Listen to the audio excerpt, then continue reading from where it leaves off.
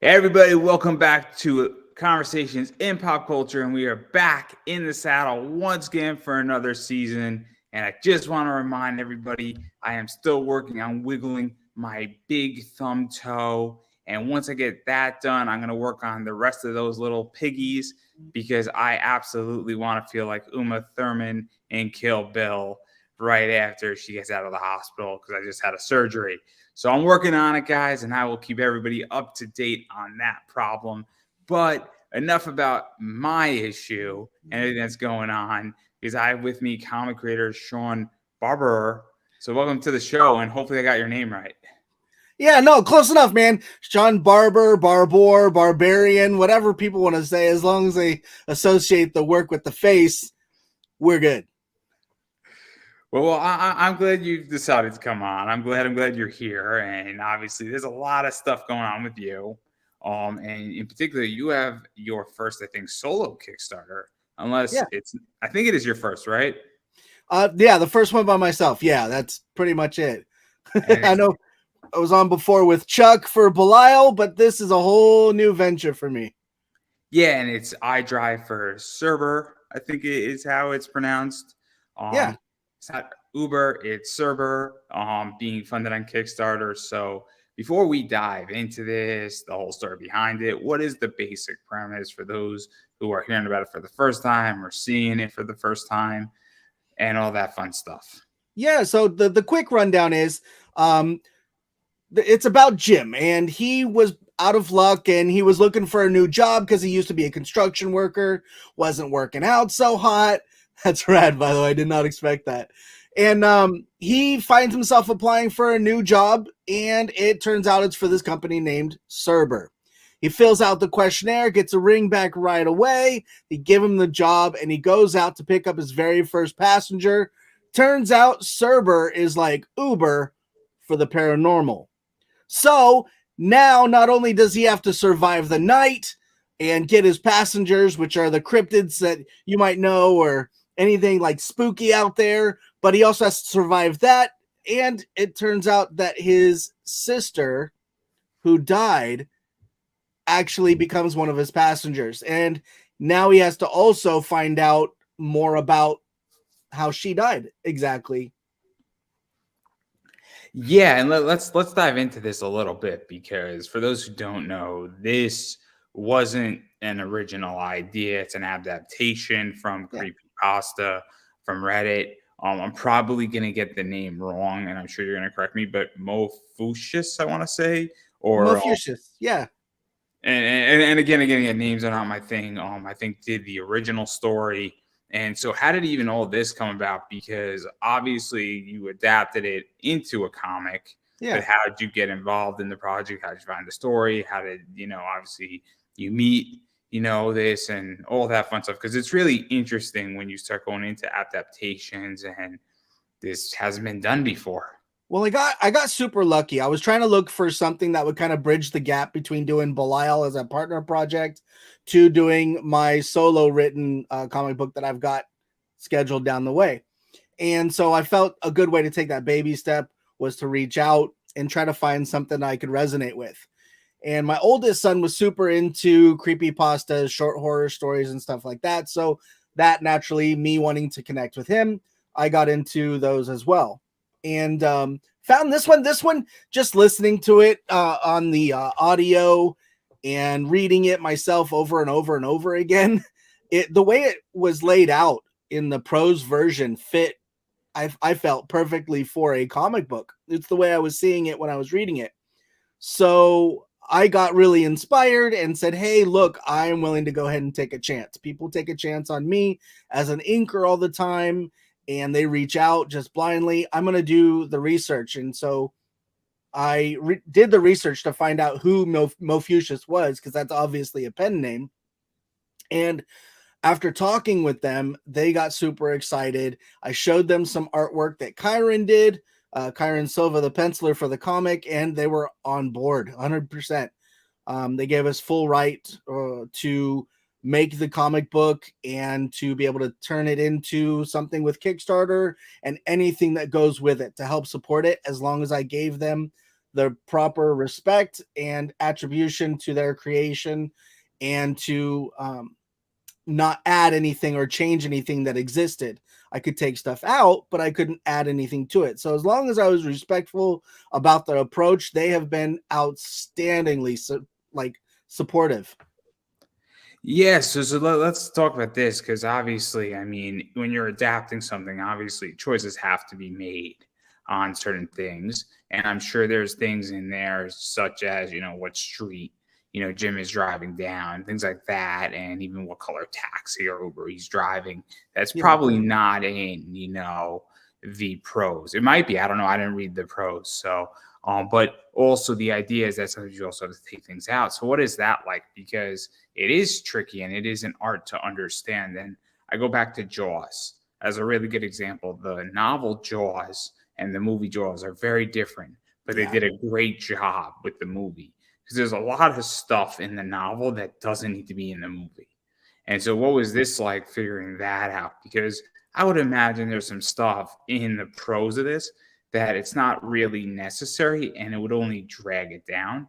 And also, you only have so much room in a comic book before the Yeah. price starts going crazy high. Well, okay, so first of all, the story takes place well over what I'm doing with this story arc here, which is only like 2 comic books long. So I had to isolate this story that happens. And so the one that I'm telling is like 10 parts long. So the first issue is only the first 4 parts. The second issue is going to be the last 6. And one of the harder things to do was to kind of parse out where a good cutoff spot was. So that was the first step. After that, it was to discern which information would make a good visual in a comic book that didn't necessarily have to be told in words. And some of it I got lucky because the location is that it takes place in is here in California, and it's within driving distance for me.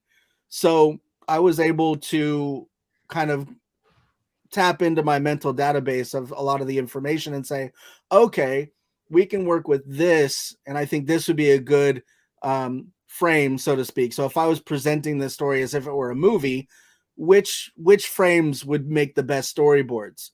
And so I tried to find the right beats to that and then broke it down even further to try to find the good page turns.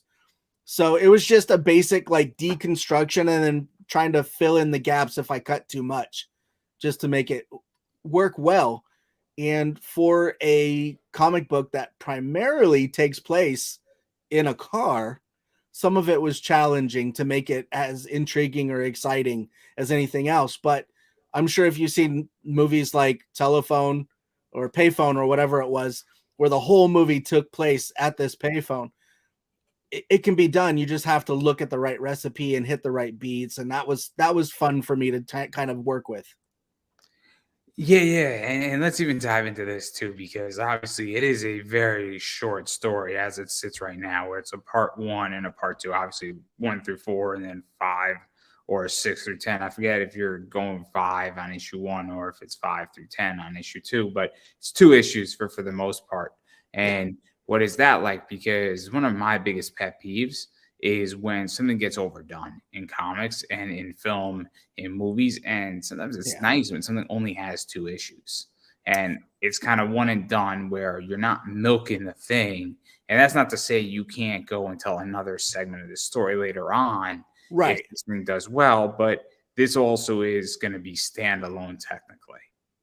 Yeah, no, it worked out really well because even if you were to only pick up issue 1, you're going to have the entirety of one situation kind of resolve itself. That was one of the things I really liked about the creepypasta layout and the way that it was originally written, is because when they did it in episodes, there was cutoffs on events, and that the way they wrote it, there was almost like mini cliffhangers. And it just made great for being able to translate into like a comic book because it helped with the page turns and stuff like that. But yeah, so it was a lot of fun to do, and it works out really, really well. To where I don't feel like I'm leaving people hanging at an unnecessary place, but I give them just enough to want to go to the next one. And I think as an indie creator, a lot of people are like, I'm going to have like 180 episodes. Well, I am a full-time father, full-time employee, and part-time comic creator. And so for me, I think in order to keep my production and keep me fresh, um, switching titles is helpful to me. It gets me to test the waters and see where I most naturally fit. It allows me to take risks and see what happens, that kind of stuff. Let's actually talk about that too, because one of the things, and I'm very honest about this, there's a reason why I don't just interview comic people. I interview wrestlers, cosplayers, models. I've had everybody on, obviously voice actors. It Yeah. keeps me fresh. And there's a reason why I'm really trying this season to actually get more diversified, because when I'm interviewing a voice actor and then I'm interviewing a comic person, I approach it differently, and it keeps me more conversationalist, if anything. It also expands what I can do. I grow as a person. And I think this is a really big problem right now in comics, is that people aren't growing in their creativity. I mean, people challenge me, and I know you're an artist and you're an inker, but I feel like, people haven't really been challenged with art lately. And then Yeah. I think they need sort of an ass kicking, for lack of a better word, not because I want you to get your ass kicked, but I want somebody to be like, man, that guy smoked me and I need to get better if I want to continue to work in this field, or I need a challenge. And I feel like, because I look at a bunch of covers in particular and everybody's the same, and I don't see the next evolution. And every once in a while we get it, but that's what I feel. And I think it's very interesting that you bring this up, because it's good to be challenged and say, cool, I got 2 issues here, I got 2 issues there. And staying fresh, I think, is very, very, very important. One of the things I wanted to be able to do is, well, as you know, like you were saying, I'm started out more or less as an inker. And one of the reasons why people are like, why do you like inking? And I said, because I like working with people. I like the variation in style. I like seeing how different people do things. And with me being, like I said, full-time father, full-time employee, I don't have the resources or the money to go back to school or art school to be learning this stuff. So the best way to challenge myself is to bring people on that I feel are better than me at something. They challenge me in those incremental pieces that allow me to level up where I can. And so, like with Belial, Chuck challenged me with the writing stuff. And so then eventually, as you've seen me grow in that process, bringing him on as writer and co-creator, I've been able to grow a little bit and become part of the like creative editor and do different things in that realm. And that gave me enough to where I could challenge myself to do this adaptation. The adaptation challenged me enough to grow and become the actual full-on solo writer. So I'm just trying to put myself out there so I can grow, and I want to work with people who have different approaches and that I respect and I view as better than myself, because they're just going to level up something. If they can get interested in what I'm doing, then let's do the thing. But I think a lot of people sacrifice a lot of that in the name of the almighty dollar, or just opportunity gets robbed. I think it's tricky. I really do, because it's a business, and I've had plenty of conversations with people where it's business versus passion project versus long-term goals versus, what do I need to do? And then all of a sudden you go and you form a company and you're pushing out 12 titles, and now you really have to think on a whole different level. And Yeah. it gets tricky. It gets very tricky, because there's plenty of bad content, but it also makes a lot of money. And Yeah. I think it's a very complicated thing. I also think that, obviously I have a day job and I buy and sell comics. I do this, on the side. And I think that's fascinating too. So obviously I can't go out there and, people give me shit for it sometimes, but I'm like, you got to realize that I run a whole separate business and then I have a day job on top of it. Like, if there gets a point where I'm out of resources. And I think that's something that is lost in making comics, because I think most people in indie comics don't do this full time.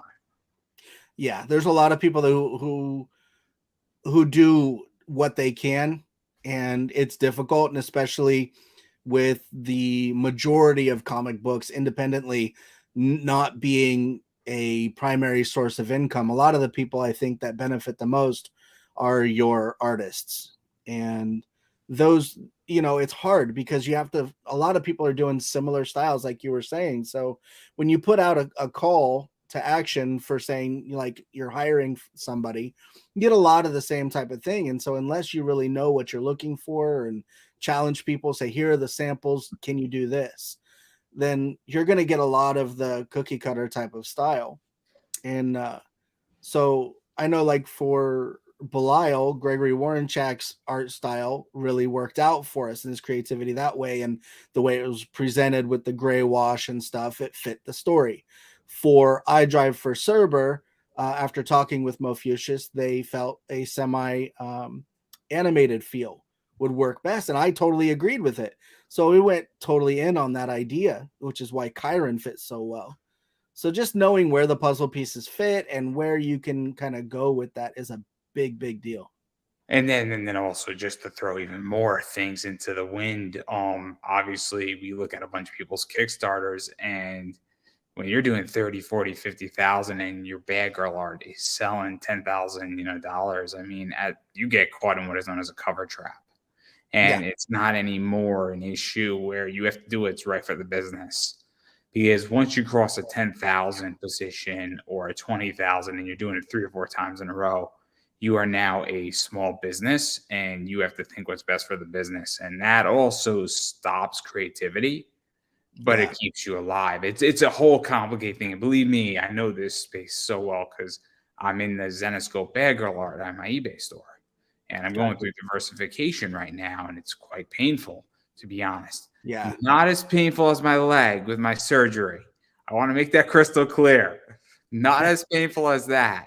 But those muscle spasms hurt, guys. But all jokes aside, it's so interesting. But I do want to dive further into this, Yeah.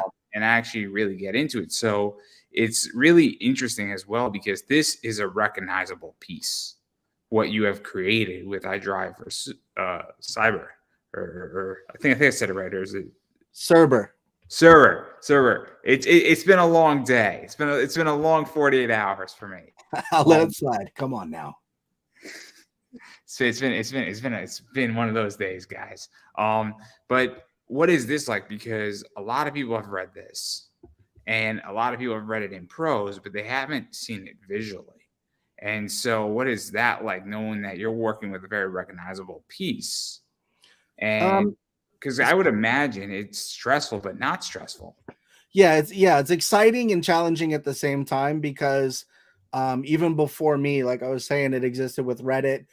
From Reddit, it also exists on different like YouTube channels. So like Nature's Temper, the guy who does our audio for the comic book, he actually did that exact story on YouTube, and he has thousands of followers. And there's actually a spin-off series is written by a guy named Josh Wagner who does Cerber Eats, and then or I Ride for Cerber, and then there's Werewolves Are Assholes, which take place in what is known as the worst verse, which is where Cerber exists. So I have to be true to the people that are already following it and find the right things that excited them along the way. So part of the research and trying to find out whether or not I really wanted to dig in on this story was looking at feedback and finding that there was fan art already, fan fiction, and reading some of those and looking at those things. It just knows which parts are going to resonate with people, and are there multiple parts that resonate, and seeing all of those different pieces exist independently of themselves. It was exciting. And but the intimidating aspect is, are they going to be just as excited to have the same story told in a new medium? And that to me was a big deal. And so one of the things I think that helped with that is that having it officially endorsed by the creator and them giving me the actual permission and being able to say this is in line with their vision, it really, really helps, because some people are shocked at how some of the characters look versus what they envisioned. So Yeah, let's actually talk about that too, because obviously this is very much a culture within a subculture, or it's a subculture within a culture. And obviously people have taken it, they've added stuff to it, they've evolved out of it, they've utilized it, they've referenced it. And when you start creating fan fiction of something, obviously that might not be canon. I think yeah, that's the whole point. But even still, it's culture relevant, to anything. If you write fan fiction about Star Wars, it's culture relevant despite it not being canon.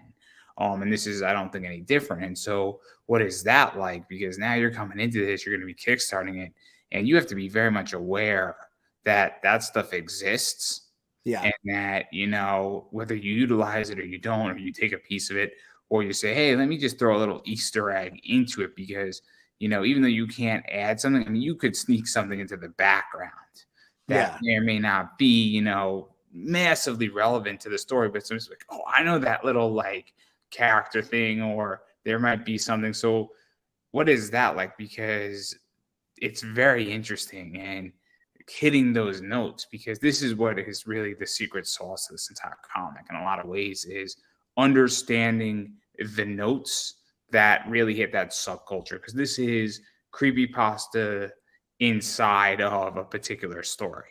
yeah. I think one of the things that really was important was identifying which articles of fan fiction were actually approved by Mofucius, which is because the creepypasta community is really supportive of itself and the others that are involved in it. And so they reach out because creepypastas are generally made for the enjoyment of the reader. There's no monetary benefit to it or anything else that goes. They are writing it to be read. So it's a passion. And so looking back and finding the people that did the official kind of renditions of their own fan fictions, and then reading the unofficial ones just to see, okay, where did they come up with this? What was it about the original story that made them want to write this? It kind of gave me an insight to um I guess like a test group almost, because you get to see that feedback on which parts of the story resonate well enough to inspire other people to also create. So being able to kind of cherry pick my way through that and insert some of those elements and make sure that they exist within the book, um, I feel kind of gave me a leg up in the presentation. Yeah, no, it makes sense. And obviously, when you're dealing with a very fan centric product, it's a little bit different than when you're creating something that is out of nowhere and that there isn't a fan base for it. Yeah. And then even going further into this, I mean, there's some other cool stuff that is done with this as well. And obviously, I mean, you mentioned the name already, but there's a whole scenic route where I think there's a comic, whether I don't know if it's printed or if it's a PDF, but it has no word bubbles in it, and it's the reading of it. And it's almost a audio meets a comic book, and you could sort of mesh them together. I don't know how to describe it, but it's combining of the two mediums. And what is that like? Because you can't do that with any comic book, but with this book, it works in particularly well because it's Yeah. based off of an actual reading, and it's Right. based off of a story that has the audio already done, and maybe the audio needed to be re-recorded and maybe needed to be set in a little faster tempo for the comic pages. But beyond that, what was that like? Because it's an interesting experience to say the least. Well, for me, like I said, since the beginning, um, I've always wanted to try to help other people grow and kind of support what they do, and kind of like just like I said, mostly network and support.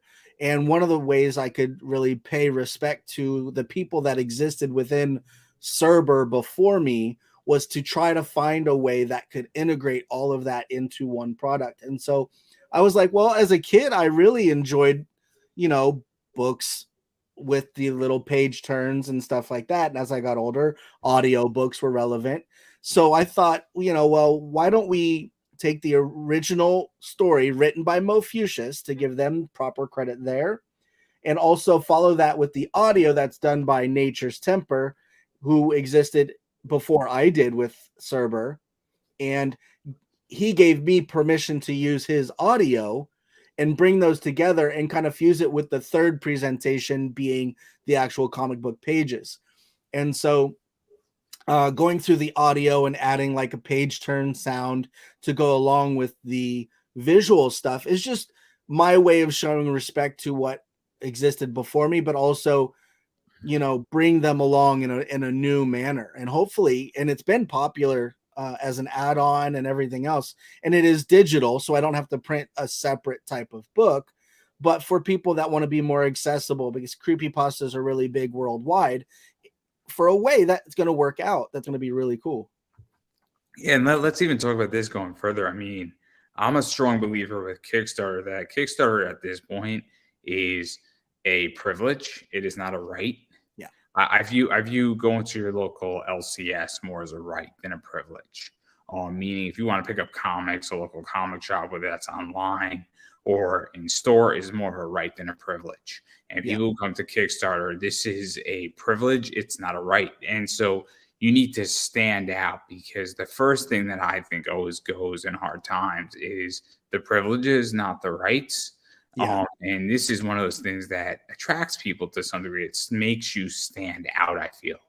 And on Kickstarter at this point, you need to stand out versus needing to, and you need to have something that's different, because when there's 200 projects up on Kickstarter and they all have similar art, they all have similar covers, they all have a similar premise, they're all good stories, what's going to make me back your book versus somebody else's? And I think this is one of those things where it's like, cool, we're trying something else and we're trying a new concept and we're adding something, we're throwing an idea out there, and at least this piques interest. And so what is that like? And I don't know if that was the intention or part of the intention, or you just wanted to pay tribute, but I think it accomplishes that nonetheless, where this at least piques somebody's interest, saying, cool, there's something where we're taking out all the words and now you can hear, somebody reading it that goes along page for page with the book. Yeah. I think for me, I wanted a way that could tap into a lot of different types of people. So for me, being able to do this version was kind of my way of trying to reach out to the people that enjoy just reading books in a regular manner, or that like to present maybe stories to their kids or something um, through an audio type of version. And it was a way to broaden the audience and bring them into maybe a medium that maybe they weren't used to before. One of the things I think getting caught up as an indie creator is oftentimes we cater to our own circle and we don't reach out far enough to try to bring outside people in. And so for me, one of the coolest things that I do is like for conventions, like I'll go to a horror convention, not a comic book convention, every time, because I want to bring new people in, and they're you looking for those avenues to inspire and bring people to a new source of entertainment, I think is an honor and a privilege. Yeah, so let's actually dive into that, because one of the things that I've noticed, and there's a reason why I set up my podcast a certain way, because I'm trying to convert the person who's a cosplayer into a comics, into Yeah. wrestling, into that. There's a reason why it's really smart. I set it up like 9 years ago for that reason. It's a pop culture show. It's not a comic show. Right. Because the idea is that, let's say I do 50 voice actors and that's their audience, and I get 10% of them now to watch somebody who's a comic artist. That benefits both parties. Yeah. And I think this is one of the things that really is getting interesting with comics, is that more people, and we were speaking about Matt Knowles, and I know you and Matt sometimes hang out, both publicly and privately in some Facebook chats. I know all the secrets of breaking every rule. It's not kayfabe anymore. I may or may not have gathered that information just recently. But one of the things is that obviously he does stuff that's not necessarily comics. Yeah. And I think it's very important. And I think a lot of creators don't necessarily know where to go to say, cool, this audience isn't directly comics, but they like X, maybe they'll like my comic. Yeah. And you need to grow your audience. And so, what is this like? Because it is important sometimes to get outside, and you might not make as much money, but maybe if you get 50 people on your email list, you know, that's worth money too. Or if you sell only 25 books, but you found 25 new customers, you need to continuously grow the audience. I think I go towards kind of like what excites me when it comes to like music. I like all different genres of music. So knowing that different types of things can go to different audiences is really big. So like um I'm a really big fan of Eric Cockrell's Blister. One of the things I loved about that comic book, or John Westhoff's Drumsticks of Doom, is that it brings the love for music and crosses it over into the comic book realm. So same thing with Matt Knowles, he has musical elements that tie into the comic book. And so I love bringing those multiple formats into that awareness. And I think it allows us not to be repetitive within our same circles. Um, and challenges you to think differently, because it's one of the hats that I didn't know I was going to be wearing so often is the marketing hat. And knowing, hey, who is this going to speak to, and being able to be like, oh, okay, ahead of time, we're going to talk to these people and these people over here, just to be able to create that excitement, because you never know who they're going to reach out to. It's very interesting that you bring that up because obviously, that when I go and interview a voice actor, I have a pretty good idea what audience it's going to hit. Yeah. I have a pretty good idea of the demographic. I obviously just had Brian Donovan, who plays Rock Lee from Naruto, on. Yeah. I have a pretty good idea of the age demographic and the medium income of who that interview is going to hit, and who's going to see it. And so when I go out for sponsorships, I have a pretty good idea of how to market that, or where to even put it, or what groups to put in, or how to hashtag it whenever we shoot it out again. It's not that hard to figure that out, but it's important to understand and know that. And I wear a marketing hat a lot more than I wear an interview hat. It's unfortunate. It's not fun. Actually, it's a lot of fun, but that's not the point. I wear it just as much, and I think that's a big problem in comics, is that I think most people in indie comics, and maybe I'm jaded, are not very good at business. They're not very good at marketing, and not necessarily Facebook ads or Twitter ads or anything like that, but saying, what is the demographic of my book, and what hashtag, if you could only pick 3 hashtags, would I use? And it sounds like a common exercise, but it's not utilized heavily. Yeah, no, it's really something, because I think one of the things is that inspires my marketing efforts is probably geared from self-doubt. I don't start out going, everybody's going to love this story. I'd be like, okay, well, if I was to push this, who's going to be most inclined? And then I kind of work myself backwards from there and try to get those people interested. And then I branch out. So like with the marketing efforts with Cerber, I started out with basic, like Uber looking ads, just as a visual jump off. And once people responded with those, then I did some commercials to kind of drag in a different audience. And then I introduced the audio snippet to grab the next audience.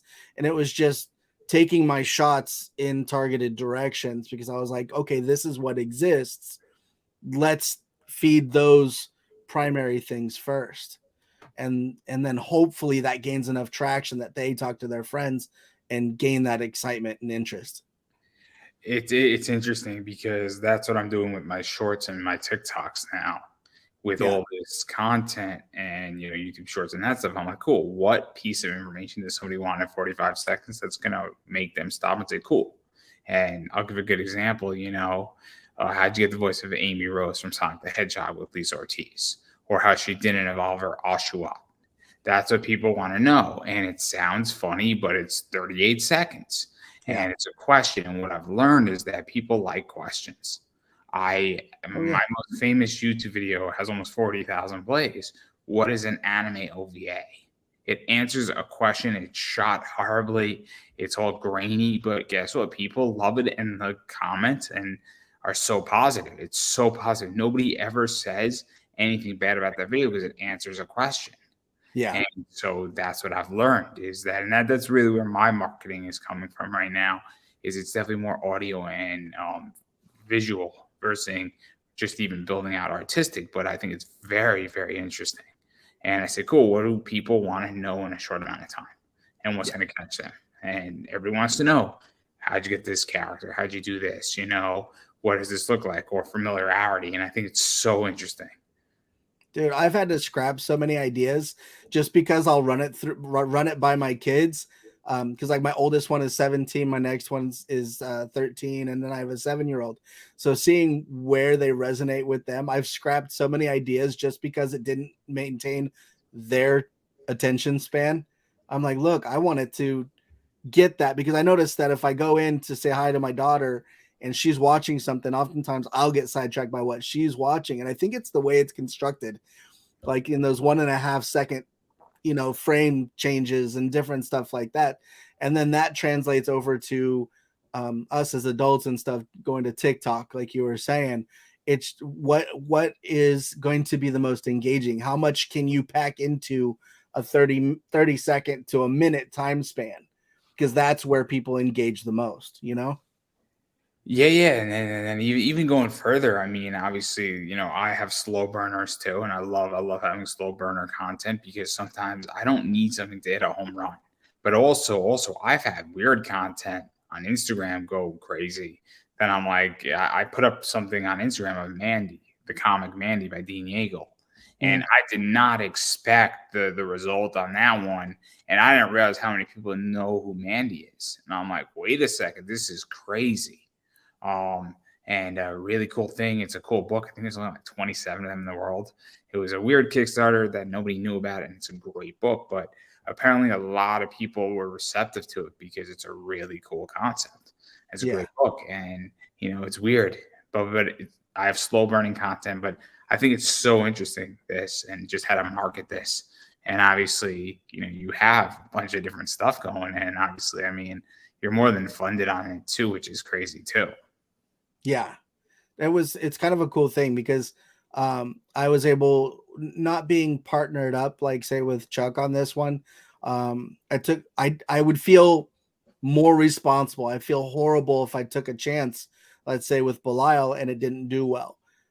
Taking the chance and having a lower funding goal and everything for this, I was like putting myself at risk. And so it was an interesting experiment, I guess you could say, in where or how would I develop even during the campaign.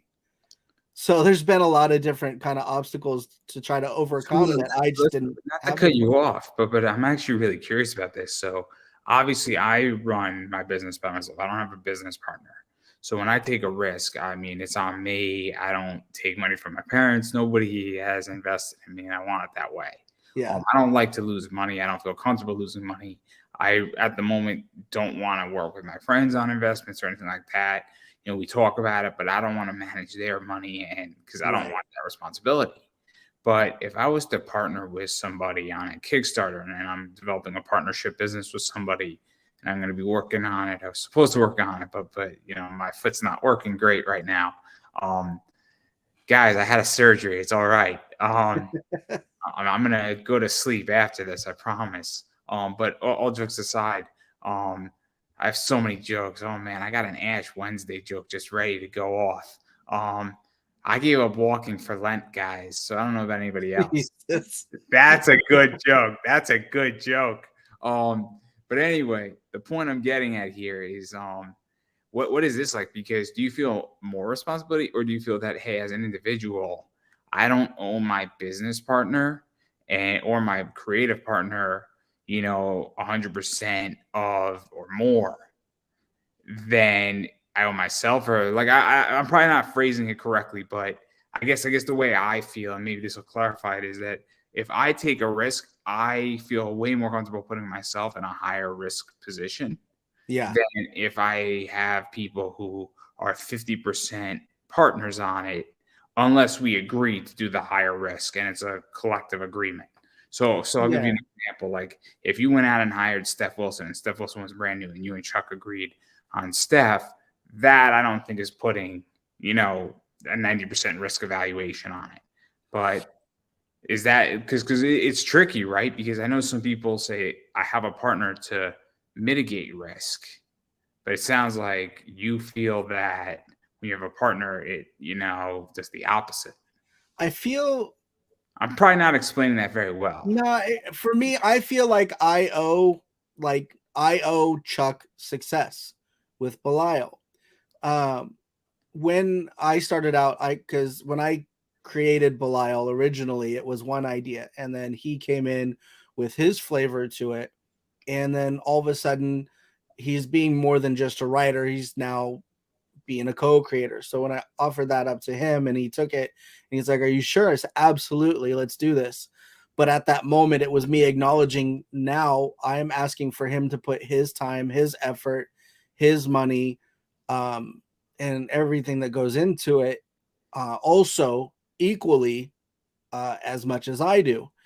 And so just as I would try to strive for my own success, but now I owe that same effort for them as well. And if I fail, it's not just on me. I can handle failure on my own. I've done it plenty of times. What's different with I Drive for Cerber is that the whole concept existed from taking chances. I took a chance and started listening to creepypastas and reading creepypastas. I took a chance when I reached out to Mofucius. They took a chance on me and allowing me to translate it into a comic book format. And it's my first time working with Kyron and as well as other people that are involved. So the whole thing is about taking chances. So I think it made me less nervous on that aspect for I Drive for Cerber than say like with Belial, where I feel like I owe the success to Chuck because he has pushed so hard for its success that I would feel worse if it tanked on a Kickstarter or something. That's interesting. That is. I mean, I haven't worked on a project with a partner and it has been, and if I do, if it's 50-50, I mean, it's going to be, I don't know how I'm going to feel because I haven't done it yet. So I can't say, but, I mean, I'm hoping that me and the person are going to be on the same wavelength. And Yeah, I would hope that they would say, I want to give you everything that I can give you, and you can hopefully give me everything that you can give me, and we could all work it out that way. yeah, In the partnership business that I'm slowly building, it is a 50-50 royalty deal. So we're just splitting the revenue I from got you. their platform. So I don't feel like I owe the person or persons involved Yeah, anything because we're just sharing the revenue. But I owe them, if we bring in $100 on said product, every day, they after the fees and everything, they get 50%, I get 50%. yeah. But it's ideally good for both parties. But it's everybody's bringing something to it. Like, But it's a little bit different, I feel, because it's not a comic that we're working on. So yeah. So like for me, like with it being a comic book, I think a lot of people don't recognize that, a lot of people can only work on one or two, maybe three projects at a time.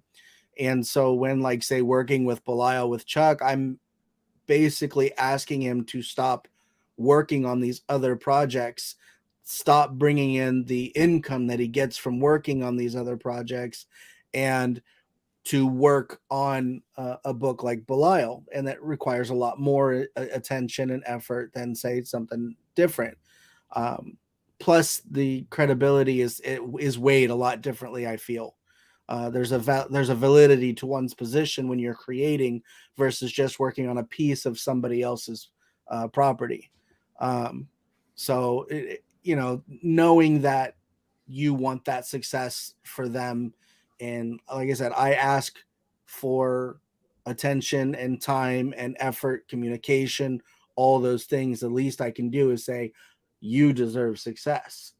And he does. He deserves all the success that goes along with everything that he does. But the part that I can give back is trying to put myself out there for as much success for the entirety of the property.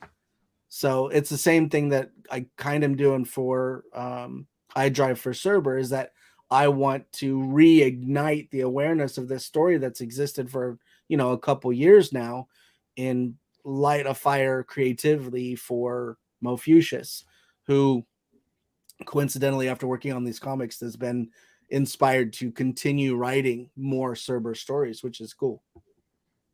That's interesting, and obviously that's good. It's fun to light fires under people's asses. Believe me, I've done it on certain levels, and I know whose fires whose asses I've burned. But I digress. I digress right there. I also know which bridges I burned on other people's shows, but that's not the point here. There's plenty of shows I'm not welcome on for a lot of good reasons, and I'm okay with that. I'm okay with that. I'm fine with the L. But I do want to talk about the reward side of this. So there's obviously the digital. There's the digital of the audio with the audio, and there's the physical of the Chiron cover, I think is how the name is pronounced, which I don't actually know which is which. So I have images, but I don't know if this is the Chiron or if this is the Chiron. So that one right there, that's one done by Mark Zuptich. He's my friend from high school that he brought me on a long time ago to do the first book that I worked on that was called Into the Darkness. And so it was kind of cool. He actually was excited by the story when he heard it and wanted to be, he's like, can I do a cover for you? I said, absolutely. The other one that you saw there, that was the one done by Chiron. So this one, I think it's always important to have a cover that reflects the interior art. So it's always important. So Chiron, the one that did the interiors, is the one that did this cover as well.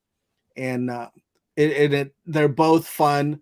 They both speak to different elements of the story, I feel. So this one gives you more of the horror aspect, the creepypasta aspect, and the other one's kind of a more playful one. Yeah, and then obviously, I mean, you have the exclusive Kickstarter foil cover. I know you have, the Cerber representative package. Yep. I know that you have a retail package. I think you got a metal flow cover as well. It's metal and it's glow in the dark, which is kind of a cool little addition to that. So you got that out there. I know you got the original art, some original art that's up there. I think it's still up there, right? Yeah, absolutely. Again, I don't know these things, how they sell out and how fast they sell out. Sometimes, original art just sells out just like that. I've been on campaigns with original art, first thing up, first thing that it goes. And then obviously you have some stickers. I showed obviously Jim. Then you have Borg. Yeah. And then you have Siobhan. Yes, I wasn't gonna try. I gave up a while ago. I make a fool of myself playing without weird names, and I just was not gonna attempt, guys. I just wasn't. No offense. I know when to quit is the point. Well, the cool thing about doing this and that it having like an existing property, so to speak, I didn't have to worry about the pitfalls of trying to avoid spoilers. I've been telling people the entire time, if you want to read the entirety of the story, go to Reddit, look up Mofucius and I Drive for Cerber. You'll find not only the story I'm working on, but all of the other extended stuff too. If you want to listen to I Drive for Cerber, you can go to Nature's Temper on YouTube and listen to him. And then I know that you're going to love the story enough that you're still going to be a fan and you're going to want the comic book version. There are no spoilers from me. You're going to get all of the information. So if you ask a question, I'm going to tell you this is what happens, but it's exciting and you're still going to want to know when you're going through it. Yeah. Well, what is that like? 'Cause that's kind of interesting, right? I mean, I'm trying to figure something that, we all know how it ends, right? But we're still going to watch it. Right. So I can't think of something off the top of my head like that. But I'm sure it exists. But what is that like? Because it's a weird thing when we know how this is going to end, but we want to see it in a different format. Yeah. Like I said, it can be intimidating if you let it. I kind of choose to let it be exciting because if it inspired me to be confident in it enough to turn it into a comic book, I know it's going to be good enough that other people are going to want to see it as a comic book. I interpreted the story the same way, and you're going to get all of those key elements from the story in this presentation. I think it's just exciting to see how many forms something can take and still be true to its original format. So that for me is super huge. No, I just think it's interesting because I can't think of an idea like that has been done off the top of my head, but I know it exists, so that's cool. And then obviously the other final reward is meet Mufficius or name slipping my head. Q&A with the writer. Um, Yeah, and one of the that's cool because nobody knows what or who or anything about Mofucius. Like I said, it's a pen name, and I had to do quite a bit of research to kind of locate them and track them down. And I've actually talked to them, and I'm friends with them on Facebook and everything. And this is really kind of for those people that are in that worst verse and that have done those um like the fan fiction and the fan art. Do they want to know a peek behind the curtain that nobody else will know? So that's one of the things that I used kind of as a leveraging point for the existing people, as a point of interest, to have something that it in this realm that already exists that nobody else, that they can kind of use as a bragging point, or that they can use to kind of tap in and kind of pick their brain to for people that want to be inspired or aspire to be writers themselves or creators themselves. No, I think it's interesting. I like Q&As with creators. I think they're always fun. I think obviously I'm in a privileged class because I do this way too much during the week. So I get some very interesting tips both publicly and privately. Um, which probably is not a good thing to say because I haven't written a comic yet. So it really means I'm lazy. I'm not lazy, guys. I'm just busy. Um, but I like the fact that it's there, and I like the fact that it's a big tier item. And I think every campaign needs one of those. I do. Well, one of the additional things is that as far as Mofucius goes, I had stated that when we reached the $5,000 stretch goal reward, Mofucius would actually do a commentary on the story. And now I've challenged them. They can do it as themselves, or they can use a voice changer to add that mystery, and that would keep the exclusivity of the high dollar tier as being able to touch them as a person versus an entity. But it exists because we just today passed that $5,000 stretch goal reward mark, which is super exciting. No, that's good. That's good, and that's interesting. That raises another question that when a person becomes an entity and when they're a person, and but I don't want to go into the philosophy of that. That's meta into meta into meta. I really don't want to have that whole discussion because I want to leave it as a surprise.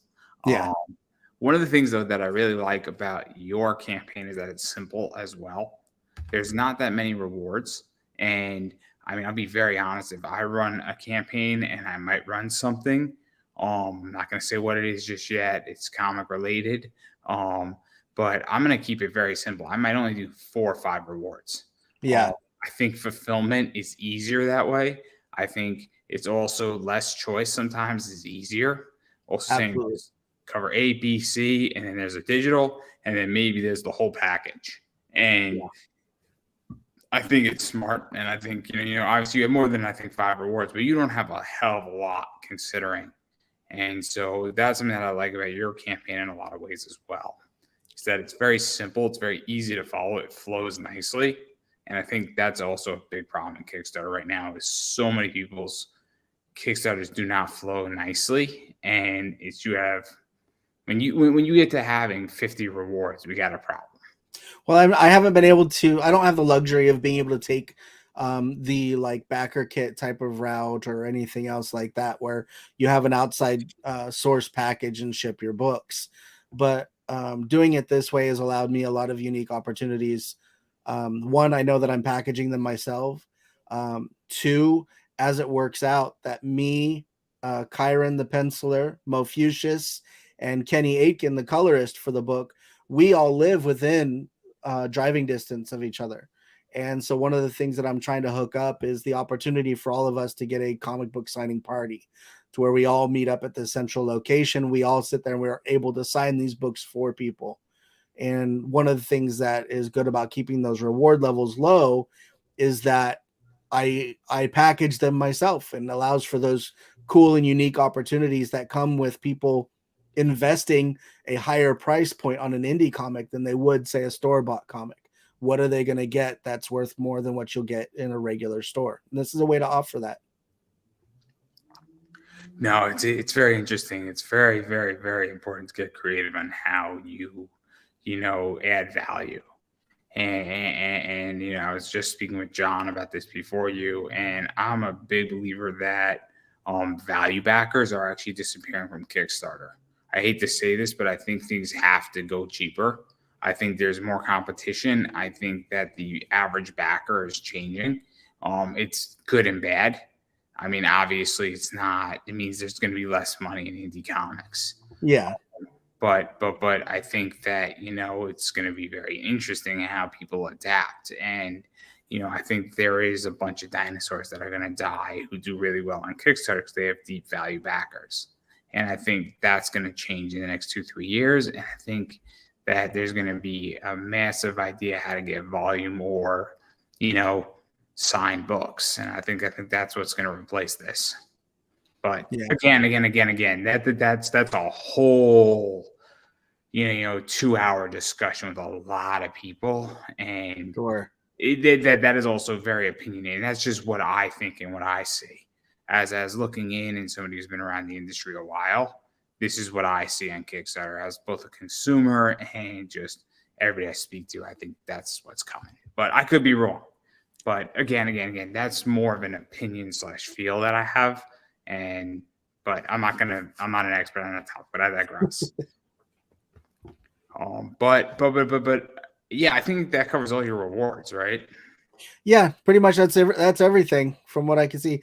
Other than just the introduction of like the air freshener is there. So like with the Cerber driver kit, the way that the entirety of the original story was presented was as if it was like a real business, which is why with the ads and the commercials and stuff that I made for the campaign, it was to present it as if it was real.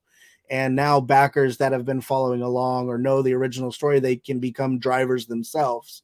So you'll get like a t-shirt, a Cerber hand sanitizer, I drive for Cerber, air freshener, and all of this stuff actually ties in with what you need to become a successful driver for Cerber within the story. And so you'll know that when you go through the book, or even listen to the audio clip that kind of is right there on the Kickstarter page. So there's like a 5-minute actual audio clip of the story that people can listen to and be like, oh, okay, this is what it's about. This is cool. The pages that are on the Kickstarter themselves actually tell the story.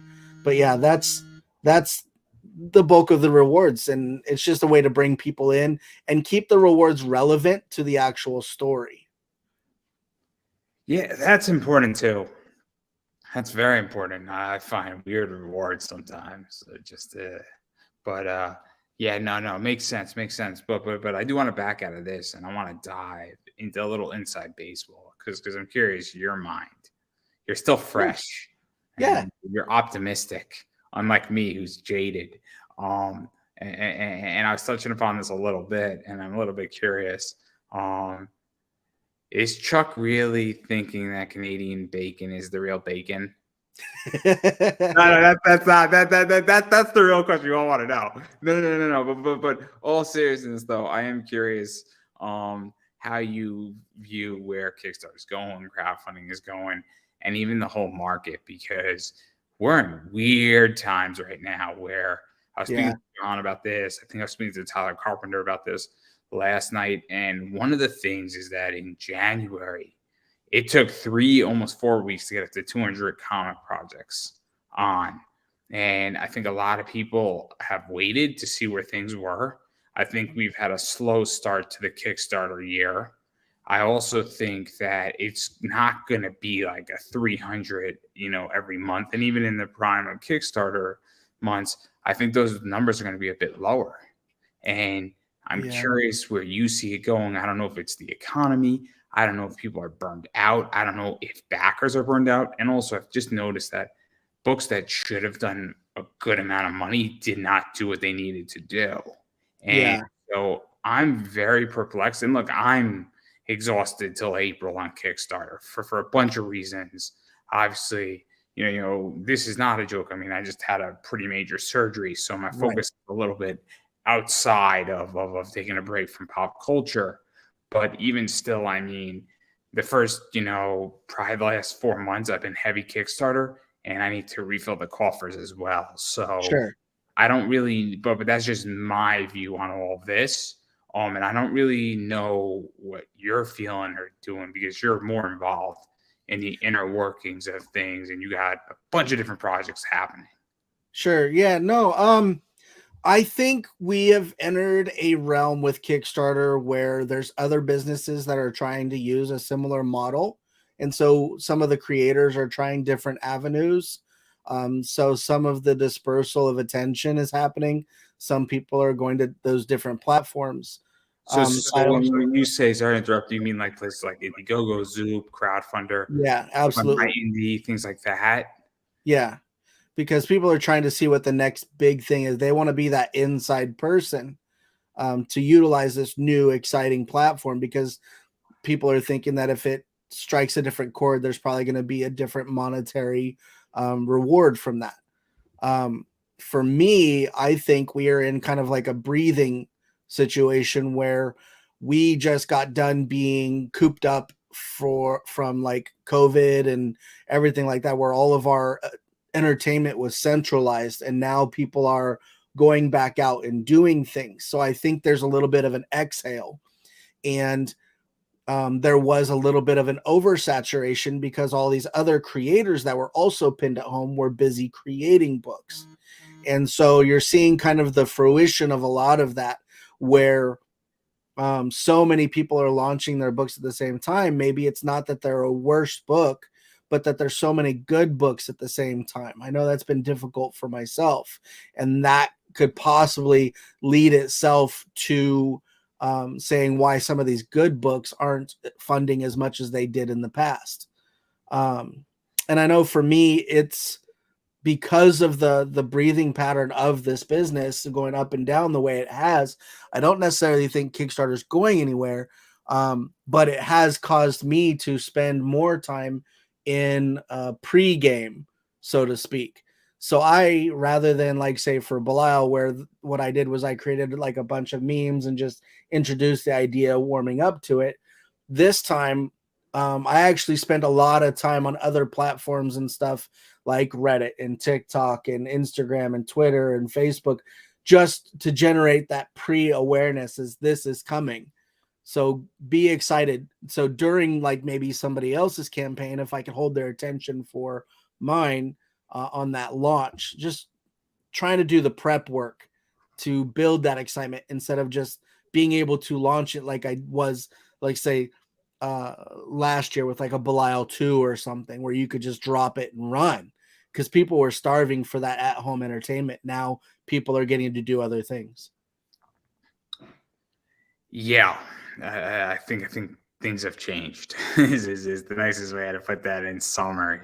Obviously, I'm changing my strategy on interview stuff, and even realizing what's going to garner attention and how it's going to garner attention, and what garners attention and what people are looking for. And I can tell you, YouTube Shorts and TikToks, they're very, very effective.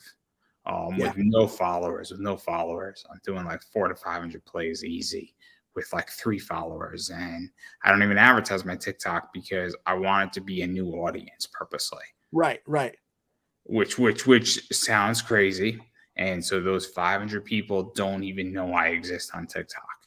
And that's the whole point. Like, nobody knows I exist on TikTok in YouTube or anything else, because why would I want that? Why would I want an already existing audience to then make it harder for me to figure out if I'm driving traffic? Right.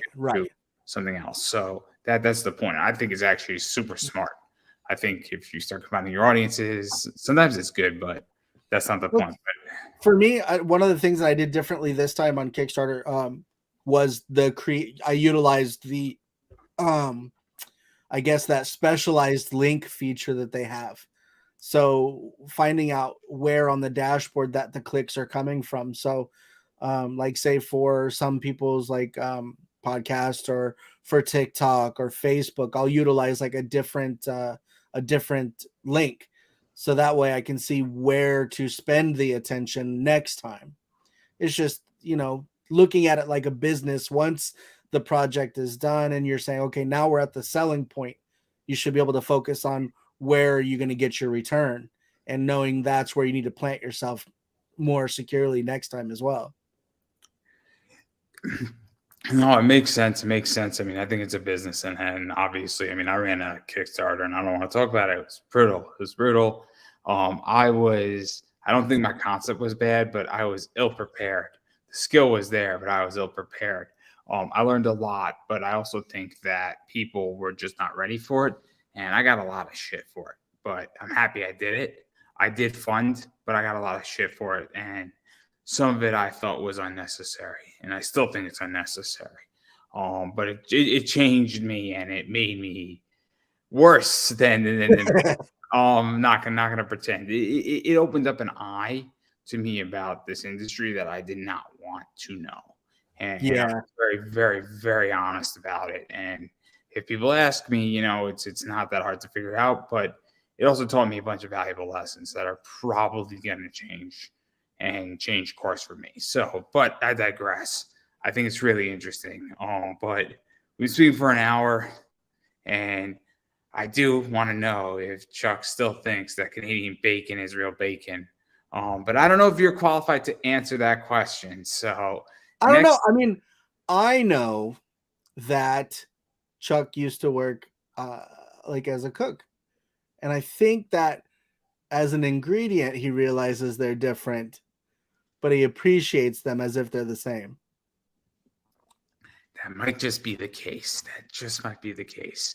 But it's kind of like, how many licks does it take to get to the center of a Tootsie Pop? The world will never know. Yeah. And so on that note, I'm going to give you a chance to self-promote yourself. So where could people find you, bother you, back the Kickstarter, social media, Twitter, TikTok, YouTube, Facebook, Instagram, Snapchat, All right. I'm now making them random words. No, on Facebook, you can find me, my name right there, Shaun Barbour. You can find me on TikTok as Instinct, INSTINKED, which stems from me being an inker. And you can find me on, I believe, Twitter and Instagram as Instinct Comics. If you're interested in anything that I've done before with regards to Belial, you can go to instinctcomics.com. There you'll find the web store with all the cool little goodies there. And if you're interested in iDrive for Cerber, of course, you can go to cerbercomic.com or just search simply Cerber, CERBER, on Kickstarter. And it's one of the only things that'll pop up. Yeah, and I'm just gonna keep saying it. You have to support indie. And what that actually means is when people have Kickstarters, you need to go back their Kickstarter.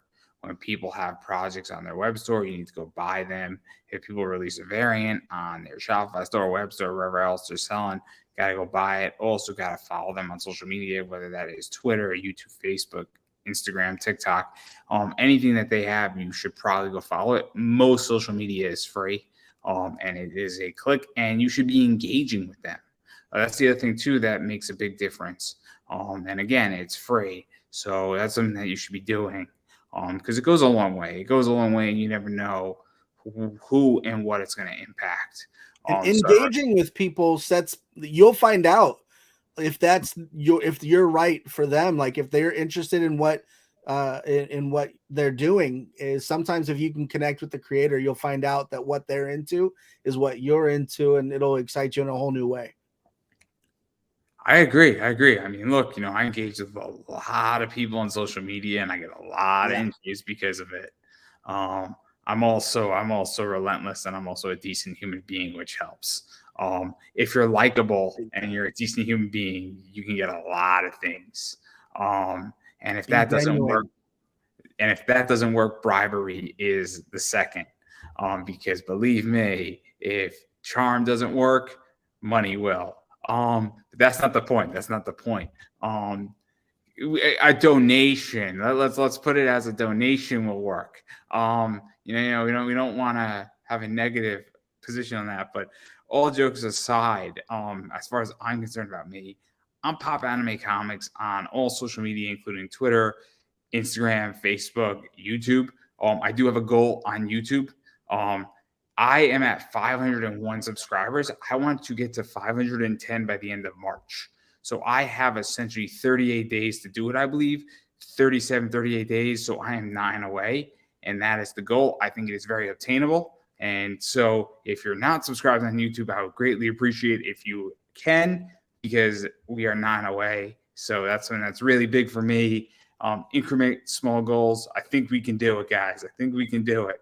And so that's something that I'm really aiming for. And then also, I just released my ad rates on a bunch of different topics, and that's actually in the description. So if you're interested in advertising on this show and that's what you're looking for, I know a lot of you have a lot of projects coming out. You are more than welcome to go look at that. And again, I may or may not be a good fit, but if you have questions, more than happy to answer any question. And perhaps we can work something out, everybody, if you're interested. If not, no worries. And you're looking to advertise, there's a lot of good people who do a lot of good work.